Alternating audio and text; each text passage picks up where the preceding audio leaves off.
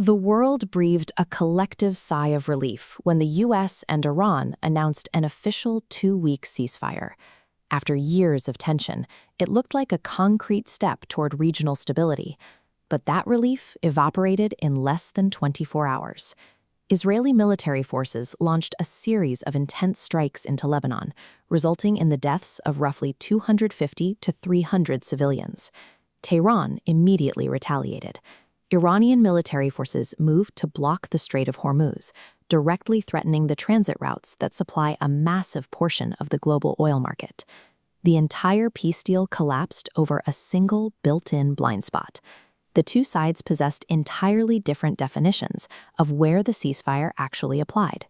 You can have all the signed documents and handshakes in the world, but if the two signatories have completely contradictory definitions of what constitutes peace, the treaty does not exist in practice. The fatal flaw in the text was geographic scope. Both nations agreed to stop hostilities, but they fiercely disagreed on exactly which territories were covered by that promise. For Washington and Israeli Prime Minister Benjamin Netanyahu, the conflict in Lebanon was categorized as a completely separate fight, largely disconnected from the bilateral negotiations with Tehran. Iran, along with the talks' mediator, Pakistan, read the agreement completely differently. They insisted the ceasefire inherently covered Allied territories, meaning any strike on Lebanon was a violation of the peace deal itself. To understand Iran's strict reading of the text, we have to look at their overarching security architecture, a network Tehran refers to as the axis of resistance. Tehran views Hezbollah in Lebanon not as distant allies, but as a physical defensive perimeter crucial to their survival.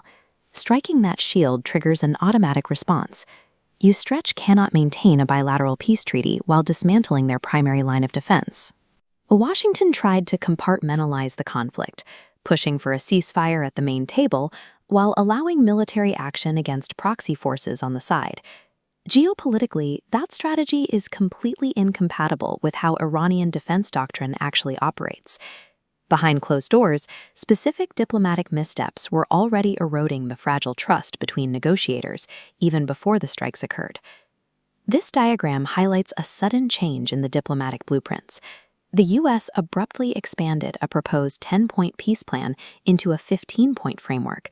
For Iranian leadership, this late-stage expansion looked like an intentional diplomatic trap. Tensions peaked when Iranian Foreign Minister Abbas Araghchi pointed the finger directly at Israeli leadership for the escalating violence. Araghchi publicly claimed that Netanyahu was deliberately sabotaging the peace efforts in order to distract the Israeli public from his impending corruption trial.